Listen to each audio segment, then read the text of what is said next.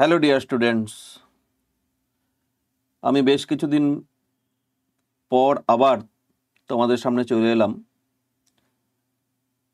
Just পরীক্ষার দু একদিন আগে তোমাদের 11-এর সেকেন্ড টার্ম পরীক্ষা চলছে,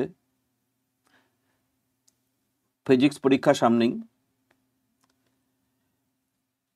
আজকে কিছু ইম্পর্টেন্ট কোশ্চেনের কথা বলবো, অ্যান্সারগুলো বলবো না। যদি অ্যান্সারের প্রয়োজন হয়ে থাকে তাহলে আমাকে কমেন্টে জানাবে, আমি ঝটাপট চেষ্টা করব একটা ছোট ভিডিও করে তোমাদের অ্যান্সারগুলো করে দেওয়ার, কিন্তু সেটা কিন্তু সময় অত্যন্ত কম। যাই হোক, এটা লাস্ট মিনিট সাজেশন। আমি বলছি না কখনোই এখান থেকে সব আসবে, আমি ওরকম গ্যারান্টি দিই না যে 100%, 99%, 90%, তা নয়। সব কিছু পড়ার পর তোমরা এগুলো লাস্ট একটু দেখে যাবে, এর মধ্যে থেকে আসার খুব সম্ভাবনা আছে। আমি সেটা আমার অভিজ্ঞতার থেকেই বলছি আর কি। স্কুলের পরীক্ষা যেহেতু এটা বোর্ডের পরীক্ষা হলে একটু আসার পার্সেন্টেজটা একটু বেশি থাকতো, কিন্তু স্কুলের পরীক্ষা বিভিন্ন স্কুলের উপরেই ডিপেন্ড করবে, সংশ্লিষ্ট যে টিচার তার উপর ডিপেন্ড করবে কেমন কোশ্চেন করবেন। তবুও আমি যে সমস্ত নর্মাল কোশ্চেন ইম্পর্টেন্ট হয় সেগুলোর কথা একটু আলোচনা করব। তোমাদের তো মহাকর্ষ চ্যাপ্টার থেকে সেকেন্ড টার্ম শুরু, ঘূর্ণন গতিবিদ্যা পর্যন্ত ফার্স্ট টার্ম হয়ে গেছে, এমসিকিউ। তা 40-এর পরীক্ষা হবে মহাকর্ষ পরের থেকে গোটা বই। দেখো, এর মধ্যে আমি আলোচনা করছি, এটা জাস্ট পরীক্ষার আগে দেখে যাবে এগুলো পারো কি না। এগুলো ইম্পর্টেন্ট কোশ্চেন, মনে রাখবে। এর মধ্যে থেকে অনেক আসতেই পারে, এবং এই কনসেপ্টগুলোর উপর অবশ্য তো আসবেই। ডাইরেক্ট হয়তো কমন পড়বে না, কিন্তু এগুলো ভালো করে পড়বে, অনেক কিছু পেরে যাবে তোমরা। ঠিক আছে, শুরু করছি। দেখো, ফার্স্ট চ্যাপ্টারে যাচ্ছি আমরা, মহাকর্ষ চ্যাপ্টার। মহাকর্ষ চ্যাপ্টারের ইম্পর্টেন্ট বিষয়গুলি কি কি আছে, ইম্পর্টেন্ট বিষয়গুলো খেয়াল করো। এটা কিন্তু West Bengal council of higher secondary education, CBSE বা আইসিএসই বোর্ডের জন্য নয়।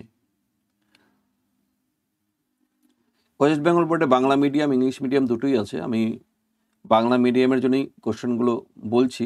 যারা ইংলিশ মিডিয়ামে পড়ো ওয়েস্ট বেঙ্গল কাউন্সিলের আন্ডারে, তারাও কিন্তু তোমরা এই ভিডিওটা দেখতেই পারো। কোশ্চেনগুলো যদি তোমরা বুঝতে পারো তাহলে মনে হয় তোমাদেরও তো সুবিধা হবে। যাই হোক, দেখো প্রথম প্রশ্নটা কি, মহাকর্ষ, আমি পড়ে দেব শুধু, মহাকর্ষ ধ্রুবকের মাত্রা। মহাকর্ষ ধ্রুবক ক্যাপিটাল জি দিয়ে লেখা হয়, এর মাত্রা কি হবে তোমরা লিখবে। ভূপৃষ্ঠে অভিকর্ষজ ত্বরণ ও পৃথিবীর গড় ঘনত্বের মধ্যে সম্পর্ক নির্ণয় করো। দেখো, ভূপৃষ্ঠের অভিকর্ষজ ত্বরণ জি আর পৃথিবীর গড় ঘনত্ব রো দিয়ে যদি লেখা হয়, তোমরা এই সম্পর্কটা নিশ্চয়ই পেয়েছো। Rho is equal to 3g/4πg capital G into R. এটা এখানে অভিকর্ষীয় ত্বরণও আছে, গড় ঘনত্বও আছে, মহাকর্ষীয় ধ্রুবকও আছে, পৃথিবীর ব্যাসার্ধও আছে। যে কোনো দুটোর মধ্যে রিলেশন বললে এটা তোমাদের প্রুভ করতে হবে। তারপরে দেখো, পৃথিবীর আহ্নিক গতির দরুন, নট তরুণ, দরুন ল্যামডা অক্ষাংশে অভিকর্ষীয় ত্বরণ নির্ণয় করো।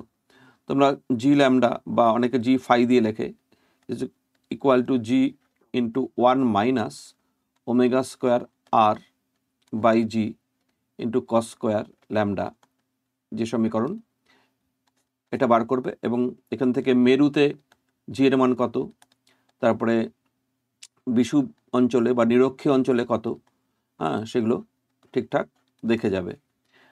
আচ্ছা, এটা কিন্তু খুবই ইম্পর্টেন্ট। 3 নম্বর, ভূপৃষ্ঠের খুব কাছাকাছি উপগ্রহের প্রদক্ষিণ বেগ এবং প্রদক্ষিণ কাল নির্ণয় করো। দেখো, প্রদক্ষিণ বেগের যে ফর্মুলাটা আসবে, V is equal two √/GR, এবং এটা 7.9 কিলোমিটার পার সেকেন্ড হয়। এটা তোমাদের ডিরাইভ করতে হবে কিন্তু। আর টি এর মান 2π√r/g হয়, এটা 84 মিনিট 40 সেকেন্ড হয়। দেখে যাবে।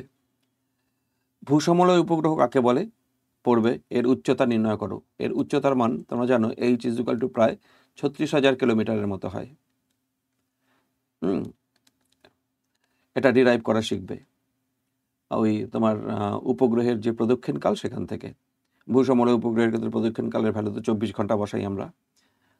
মুক্তিবেগ কাকে বলে, এর রাশিমালা প্রতিষ্ঠা করো। তোমরা জানো মুক্তিবেগের রাশিমালা g = √2G M/R, অথবা ভূপৃষ্ঠের ক্ষেত্রে 2G/R।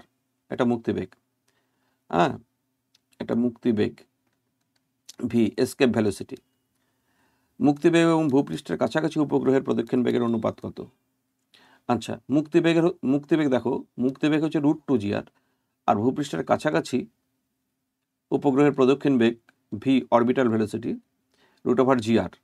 তাহলে এদের অনুপাত নিশ্চয়ই VE/VO, সেটা √2Gr/√GR, মানে √2 আসবে। মানে এসকেপ ভেলোসিটি √2 গুণ হয় অরবিটাল ভেলোসিটির। এবং কত শতাংশ ইনক্রিজ করলে এটা মহাশূন্যে বিলীন হয়ে যাবে, এগুলোও আসতে পারে কিন্তু এখান থেকে, √2 × VO। আচ্ছা, নিউটনের মহাকর্ষ সূত্র থেকে কেপলারের সূত্র প্রতিষ্ঠা করো। নিউটনের মহাকর্ষ সূত্র তোমরা জানোই, F = G(m1m2/r²). এইখান থেকে প্রুভ করতে হবে T² r³। এখান থেকে নিউটনের মহাকর্ষ সূত্র থেকে কেপলারের সূত্র। কেপলারের তৃতীয় সূত্র তোমরা জানো। ভূপৃষ্ঠ থেকে সমান উচ্চতায়, দু একটা অঙ্কের কথা বলা হয়েছে এখানে। ভূপৃষ্ঠ থেকে সমান উচ্চতা ও গভীরতায় কোনো বস্তুর ওজনের পার্থক্য কত হবে? দেখো, উচ্চতার ক্ষেত্রে g এর মান হয় GH = G × যদি উচ্চতা ক্ষুদ্র হয় সেই ক্ষেত্রে 2h/r, আর গভীরতার ক্ষেত্রে g, ধরো x গভীরে যদি বলা হয়, G × 1 - x/r। তাহলে x আর h এখানে সমান ধরে তোমাকে g এর পার্থক্য বার করে তারপরে ভর দিয়ে গুণ করলে হয়ে যাবে ওজনের পার্থক্য। তো এইভাবে আমাদের করতে হবে। দেখো, এই অঙ্কগুলো ইম্পর্টেন্ট হয়। পৃথিবীর ব্যাসার্ধ হঠাৎ অর্ধেক হয়ে গেলে দিনের দৈর্ঘ্য কত হবে? ব্যাসার্ধ যদি কমে যায় তাহলে দিনের দৈর্ঘ্য কত হবে?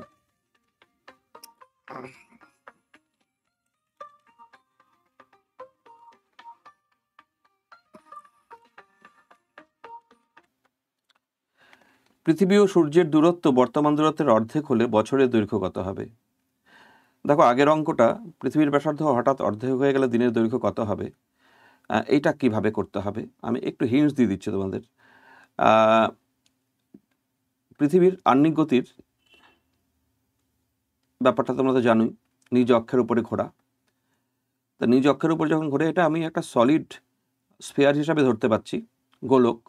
তাই এই গোলকের ক্ষেত্রে কৌণিক ভরবেগ সংরক্ষণ সূত্র প্রয়োগ করে I1 ω1 = I2 ω2। এই ওমেগার মধ্যে টি আছে, পর্যায়কাল, একবার ঘুরলে কত সময় লাগবে, মানে দিনের দৈর্ঘ্য কত, এর মধ্যে যে টি আছে 2π/t, এখানে ওমেগা T π/t, মানে এটা T1 ধরবে, এটা T2 ধরবে। তাই এইখান থেকে দিনের দৈর্ঘ্য কত হবে বের হবে। তারপরের অঙ্কটা, পৃথিবী ও সূর্যের দূরত্ব বর্তমান দূরত্বের অর্ধেক হলে বছরের দৈর্ঘ্য কত হবে? এটা করবে হচ্ছে কেপলারের সূত্রটা, T² r³, এইখান থেকে করবে। আর যদি r/2 হয়ে যায় তাহলে টি কত হবে? এখন বর্তমান হচ্ছে 365 দিন বছর দৈর্ঘ্য, তাহলে আর যদি r/2 হয়ে যায়, মনে হয় 129 দিন হবে, আর আগের অঙ্কটা মনে হয় 6 ঘন্টা হবে। এভাবে করতে হবে। তাহলে প্রথমটা করছো তুমি I ω = কনস্ট্যান্ট, কৌণিক ভরবেগ সূত্র, মানে বি নম্বরটা, আর সি নম্বরটা করছো T² r³, এটা দিয়ে। আর ডি নম্বর, নিরক্ষরেখায় কোনো ব্যক্তি ওজন শূন্য হলে দিনের দৈর্ঘ্য কত হবে? নিরক্ষরেখায় কোনো ব্যক্তি ওজন শূন্য মানে তুমি কি দিয়ে করবে? দেখো, এটাও তো পৃথিবীর ঘূর্ণনের জন্যই হচ্ছে ব্যাপারটা, আহ্নিক গতির জন্যই হচ্ছে। তা আহ্নিক গতির জন্য ল্যামডা অক্ষাংশে যে অভিকর্ষ ধরুন G(λ) = G × 1 - ω²r/G × cos²λ। এখানে ল্যামডার ভ্যালু, যেহেতু বলছে নিরক্ষরেখা, তোমরা জানো ল্যাটিটিউড ল্যামডার তাহলে 0, অক্ষাংশ নিরক্ষরেখার অক্ষাংশ, এটা 0 বসাবে ফার্স্ট। আর ওজন শূন্য মানে হচ্ছে এই জি ল্যামডার ভ্যালুটা 0 বসাতে হবে। তাহলে তুমি এখানে ওমেগার ভ্যালুটা পাবে। ওমেগার ভ্যালুটা বার করার পর এটা বার করবে, তারপর টি বার করবে, দেখবে টি এর ভ্যালুটা আসবে 2π√r/g, এটা আসবে। এটা মানে হচ্ছে 84 মিনিট 40 সেকেন্ড। এটারও অ্যান্সার কিন্তু 84 মিনিট 40 সেকেন্ডই হবে, অর্থাৎ ডি নম্বরের অঙ্কটা হলো মহাকর্ষ। এত টাইম দেওয়া যাবে না তোমাদের, এখন সময় অত্যন্ত কম, শুধু দেখে নাও। পয়সন অনুপাত কাকে বলে জানো? এর মান বাস্তবে ঋণাত্মক হয় না কেন দেখবে। দেখাও তারের দৈর্ঘ্যবৃদ্ধিতে একক আয়তনে সঞ্চিত স্থির শক্তি বা শক্তি ঘনত্ব হাফ ইন্টু পীড়ন ইন্টু বিকৃতি। এটা খুব ইম্পর্টেন্ট। এটা অনেক সময় এভাবেও দিতে পারে, হাফ ইন্টু ইয়ং গুণাঙ্ক ইন্টু বিকৃতি স্কোয়ার, এভাবেও দিতে পারে। অথবা এটাকে এভাবে দিতে পারে, হাফ ইন্টু ইয়ং গুণাঙ্ক বাই পীড়ন স্কোয়ার, এইভাবে দিতে পারে। কিন্তু একই কথা, ওই ইয়ং গুণাঙ্ক ইজ ইকুয়াল টু পীড়ন বাই বিকৃতি। আগে হাফ ইন্টু পীড়ন ইন্টু বিকৃতি করে পীড়ন বাই বিকৃতি ওয়াই ইজ ইকুয়াল টু, এখান থেকে যদি পীড়ন দিয়ে চায় পীড়ন, তাহলে বিকৃতির জায়গায় বসাবে পীড়ন দিয়ে, আর যদি বিকৃতি দিয়ে যায় তাহলে পীড়নের জায়গায় তুমি বসাবে, নিয়ে আসবে। পীড়ন বিকৃতি লেখচিত্র এবং এই ভঙ্গুর আর নমনীয় পদার্থের পার্থক্য এই লেখচিত্রের সাহায্যে। তোমরা জানো এই লেখচিত্র কেমন হয়, এবং নমনীয় পদার্থের ক্ষেত্রে আর ভঙ্গুর পদার্থের ক্ষেত্রে লেখচিত্র যে টেল, সেটা তো মানে লেজটা অনেক সেখানেরই ওখানকারই পার্থক্য হয়। দেখবে অবশ্যই, এখন তো টাইম ওয়েস্ট করা যাবে না। দেখাও তারের দৈর্ঘ্য বৃদ্ধিতে আয়তন বিকৃতি হয়, এটা আলফা ইন্টু 1 - 2 সিগমা, এটা একটা অঙ্ক। এখানে আলফাটা কি? আলফা হচ্ছে অনুদৈর্ঘ্য বিকৃতি। এটা কিভাবে করবে তোমরা যদি না পারো আমাকে কমেন্টে জানাবে, আমি করে দেব। আর এইখান থেকেই অঙ্কটা আবার এর একটা এক্সটেনশন আছে। দেখো এক্সটেনশন মানে হচ্ছে এইভাবেও প্রশ্নটা আসতে পারে, অথবা বলে যদি আয়তনের কোনো পরিবর্তন না হয় তারটির, তাহলে দেখা হচ্ছে পয়সন অনুপাত হবে হাফ, এইভাবেও আসতে পারে। আচ্ছা, এই হলো। নেক্সট স্থিতিস্থাপকতা গেল। পৃষ্ঠটান। পৃষ্ঠটানে প্রথম প্রশ্ন হচ্ছে, দেখাও তরলের পৃষ্ঠতলের একক ক্ষেত্রফল বৃদ্ধিতে সঞ্চিত স্থিতিশক্তি পৃষ্ঠটানের সাংখ্যমানের সমান। এটা ভীষণ ইম্পর্টেন্ট। তরলবিন্দুর অভ্যন্তরে অতিরিক্ত চাপের রাশিমালা। অতিরিক্ত চাপের রাশিমালা, আগের প্রশ্নটা কি? পৃষ্ঠ শক্তি ধরো ই বাই ডেল্টা এ ক্ষেত্রফল বৃদ্ধি ইজুকাল টু, এটা দেখবে পৃষ্ঠটানের সমান হয়। আর এখানে তরলবিন্দুর অভ্যন্তরের অতিরিক্ত চাপের রাশিমালা, মনে পি এক্সেস প্রেশার, যেটা 2T/R তোমরা পড়েছ। টি হচ্ছে পৃষ্ঠটান, কিন্তু এখানে অনেকে পৃষ্ঠটান এস দিয়ে লেখে, সারফেস টেনশন। কৈশিকতা কাকে বলে? কৈশিক নলে তরলের উচ্চতা আরোহণের রাশিমালা নির্ণয় করো। উচ্চতা আরোহণের রাশিমালা বলো তো কোনটা? কৈশিক নলে কতটা উঁচুতে ওঠে। H = 2T cos θ/R ρg, একটা ফর্মুলা আছে, এইটা প্রুভ করা শিখতে হবে। সান্দ্রতাঙ্কের মাত্রা, ইটার মাত্রা ভীষণ ইম্পর্টেন্ট। স্টোকের সূত্র 6π/v জানো, F = viscous force 6π/r V হচ্ছে এখানে কি বলে প্রান্তীয় বেগ। প্রান্তীয় বেগ কাকে বলে? অভিকর্ষের অধীনে পতনশীল গোলাকার বস্তুর প্রান্তীয় বেগের রাশিমালা, এটা ক্লাস 9-এও পড়েছো, এখানেই ইম্পর্টেন্ট। এক্ষেত্রে বেগ সময় লেখচিত্র অঙ্কন করো। বেগের সঙ্গে সময় লেখচিত্র কেমন হবে সেটা আঁকবে। এদিকে টাইম নেবে, এদিকে বেগ নেবে। বেগ প্রথমে কম থাকে, আস্তে আস্তে আস্তে আস্তে কনস্ট্যান্টে পৌঁছায়। তাই ওই যে বেগের মান এই যে এরকম হবে, আস্তে আস্তে কনস্ট্যান্ট হয়। সেই কনস্ট্যান্ট ভ্যালোসিটিটাই হচ্ছে আমাদের ওই প্রান্তীয় বেগ। আস্তে আস্তে উপর থেকে ছেড়ে দিলে বস্তু একসময় প্রান্তীয় বেগ প্রাপ্ত হয়, কনস্ট্যান্ট বেগে পড়ে, যেমন বৃষ্টির ফোঁটা প্রান্তীয় বেগে পড়ে। তারপর হচ্ছে সংকট বেগ কি? রেনল্ডের সংখ্যা কাকে বলে জানো তোমরা? এটা এই তোমার শান্ত প্রবাহ অশান্ত প্রবাহের যে ব্যাপারগুলো আছে সেখানে আছে, পড়বে। ধারাবাহিকতার সমীকরণ। ধারাবাহিকতার সমীকরণ হচ্ছে কি বলবো, এ ভি, এটা কনস্ট্যান্ট। এ হচ্ছে নলের প্রস্থচ্ছেদের ক্ষেত্রফল, ভি হচ্ছে তরলের বেগ, নলের মধ্যে তরলের বেগ। অর্থাৎ এটাকে আমরা dQ/dt মানে তরল প্রবাহের হার বলতে পারি। নলের যে কোনো প্রস্থচ্ছেদে তরল প্রবাহের হার কনস্ট্যান্ট, মানে dQ/dt মানে এভি। এটা কনস্ট্যান্ট হয়, এটা এটাকে বলে হচ্ছে ধারাবাহিকতার সমীকরণ।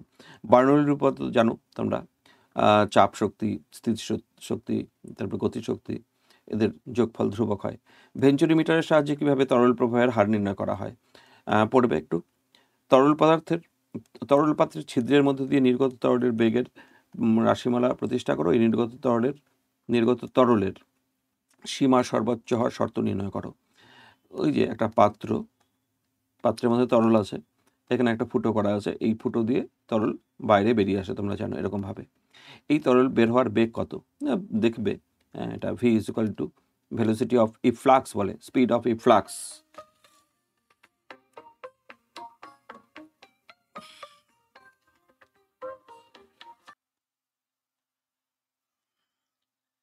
তরল পাত্রের দেওয়ালের কোনো ছিদ্রের মধ্য দিয়ে নির্গত তরলের বেগ √2gh হয়, এটা তোমরা পড়বে। আর এই সীমা, এটাকে আমরা সীমা বলি, অনুভূমিক যে দূরত্ব অতিক্রম করে তরল, এই সীমার মান বের করে এটাকে ডেরিভেটিভ করলে সর্বোচ্চ হওয়ার শর্ত নির্ণয় হবে। যাই হোক, তাহলে সান্দ্রতার থেকে এগুলো অবশ্যই দেখবে তোমরা। যদিও এইটা অ্যাকচুয়ালি তরলের মধ্যে, এগুলো সব এক একটা বইতে এক এক রকম চ্যাপ্টার দেওয়া নাম। ধারাবাহিকতার সমীকরণ, এটা হচ্ছে অ্যাকচুয়ালি ফ্লুইড ডাইনামিক্স। হ্যাঁ, এগুলো ফ্লুইড ডাইনামিক্সের আন্ডারে। সান্দ্রতা অ্যাকচুয়ালি ফ্লুইড স্ট্যাটিক্সের আন্ডারে, না সরি, সান্দ্রতা ফ্লুইড ডাইনামিক্সের আন্ডারে, ফ্লুইড চলছে আর কি। দেখো তাপবিজ্ঞানে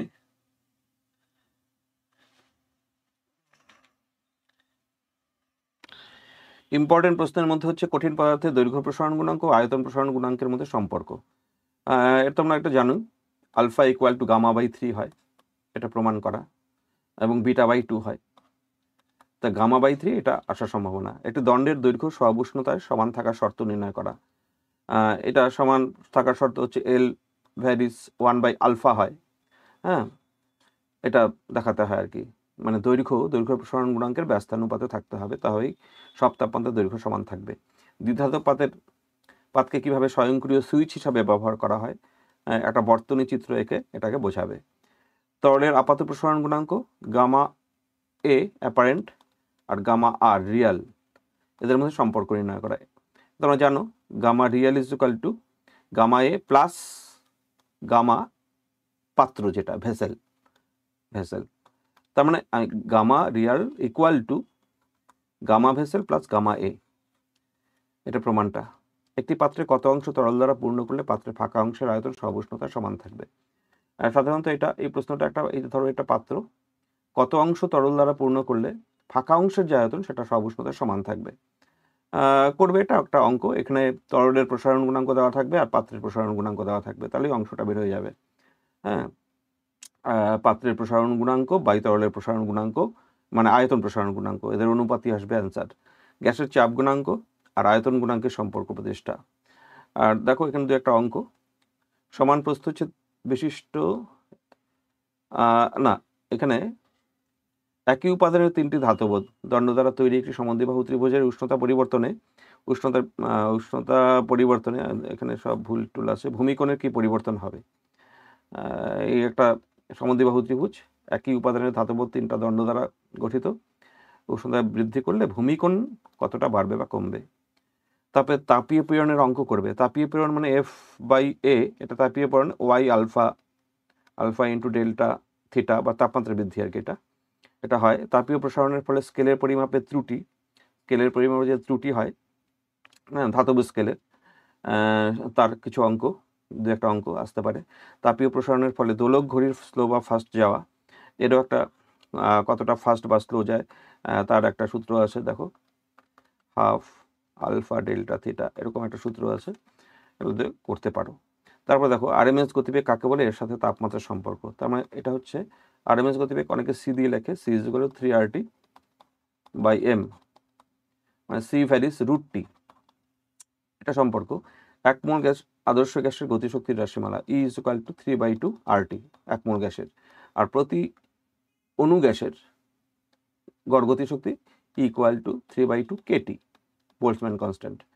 গ্যাসের দুই প্রকার আপেক্ষিক তাপের বিয়োগফল, তার মানে সিপি মাইনাস সিভি = R হয়।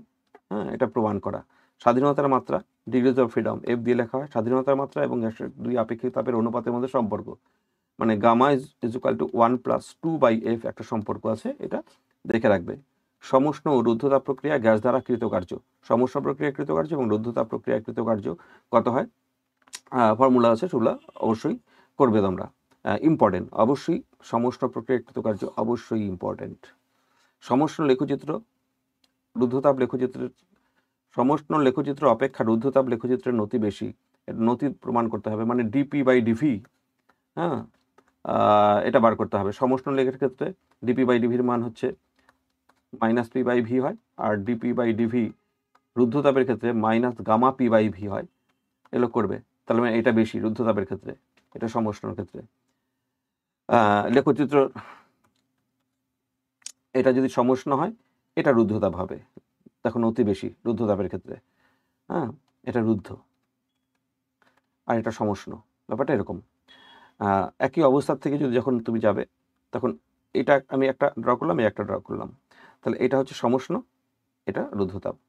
এই পিভি লেখচিত্র, এটা অ্যাকচুয়ালি পিভি লেখচিত্রের ক্ষেত্রফল থেকে অঙ্ক আসতে পারে। লেখচিত্রের তলায় যে ক্ষেত্রফলটা হয় আয়তন অক্ষের সঙ্গে, সেই ক্ষেত্রফলটাই হচ্ছে কার্য নির্দেশ করে। আর একটা পিভি লেখচিত্র যদি লুপ আকার হয়, সে ত্রিভুজ আকারই হোক চতুর্ভুজ আকারই হোক, তাহলে এই ক্ষেত্রে কার্য কত তোমরা করে রাখবে। অ্যাকচুয়ালি এই লুপের ক্ষেত্রফলটাই হচ্ছে কার্য। যদি এটা ক্লকওয়াইজ দিকে যদি অ্যারো সাইন থাকে তাহলে কার্য ধনাত্মক হবে, আর যদি অ্যান্টি ক্লকওয়াইজ ডিরেকশনে থাকে কার্য ঋণাত্মক হয়। এগুলো পড়বে। আর সমান প্রস্থ ক্ষেত্রফল বিশিষ্ট দুটি পরিবাহী শ্রেণী সমবায় থাকলে তাদের তুল্য পরিবাহিতাঙ্ক নির্ণয় করবে।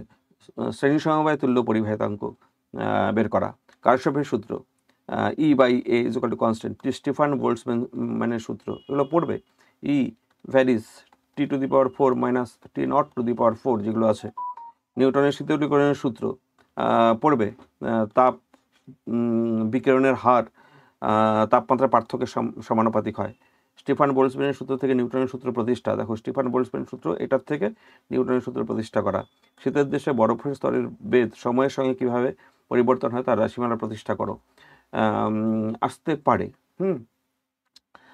আচ্ছা, কম্পন তরঙ্গের মধ্যে দেখো সরল দোলগতি কাকে বলে, সরল দোলগতির বৈশিষ্ট্যগুলি লেখো, ইম্পর্টেন্ট।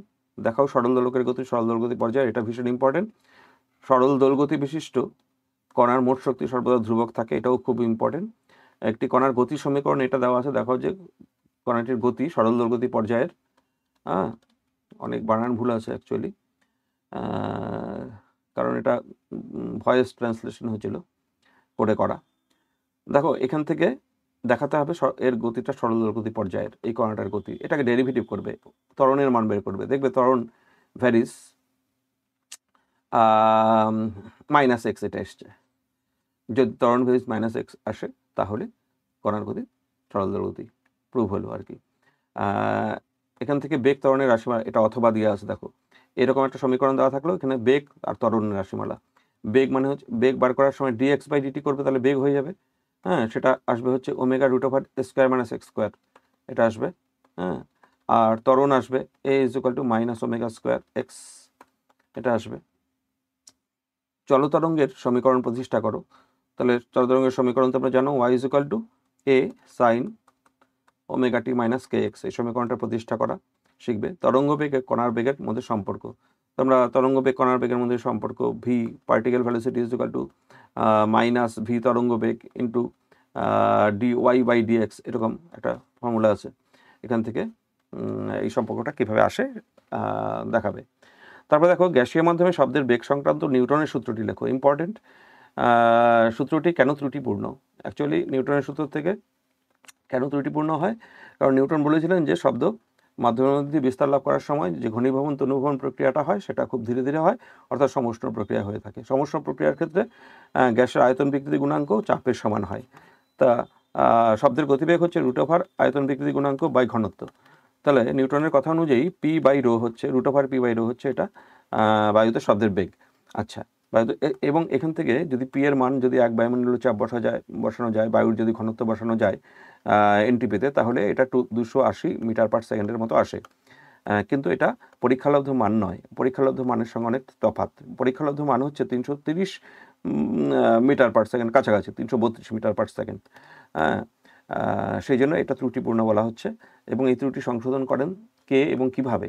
কে ল্যাপ্লাস করেন এবং কিভাবে বলতে হচ্ছে, ল্যাপ্লাস বলেন যে সমষ্ণ প্রক্রিয়া হয় না, ওই ঘনীভবন তনুভবন প্রক্রিয়ার যেটা হয় সেটা হচ্ছে তোমার রুদ্ধতাপ প্রক্রিয়া হয়, অর্থাৎ খুব দ্রুত গতিতে সম্পন্ন হয়। রুদ্ধতাপ প্রক্রিয়া কে এর মান গামা পির সমান হয়। তার মানে এখানে একটা গামা আসবে, ভি এর ভ্যালু আসবে গামা পি বাই রো। কে এর ভ্যালু গামা পি হয় রুদ্ধতাপ প্রক্রিয়ার ক্ষেত্রে, এইভাবে সংশোধন করেছিলেন। এবার gamma P by rho is equal R T by M, এই সূত্রের অঙ্ক করবে। শব্দের বেগ কিন্তু এটা, কোনো গ্যাসের মাধ্যমে শব্দের বেগ √ gamma R T by M. Gamma হচ্ছে গ্যাসের 2 আপেক্ষিক তাপের অনুপাত, সেটা তোমরা জানোই।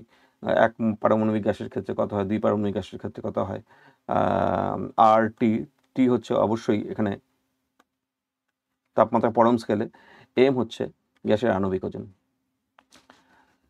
তারপর কম্পন তরঙ্গের মধ্যে দেখো স্বরকম্প কাকে বলে, দেখাও যে দুটি তরঙ্গের উপরিপাতনের ফলে উৎপন্ন স্বরকম্পের যে স্বরকম্পাঙ্ক সেটা তরঙ্গ দুটির কম্পাঙ্কের পার্থক্যের সমান। মানে স্বরকম্পের সংখ্যা যেটাকে আমরা বলি n1 - n2 বা n1 n2 ডিফারেন্স হয় স্বরকম্পের সংখ্যা, এটা প্রমাণ করো। অর্থাৎ তোমাকে স্বরকম্পর যে গাণিতিক বিশ্লেষণ সেটা তোমাকে করতে হবে। স্থির তরঙ্গের ক্ষেত্রেও দেখো প্রশ্নটা তাই আছে, গাণিতিক বিশ্লেষণটা শিখবে।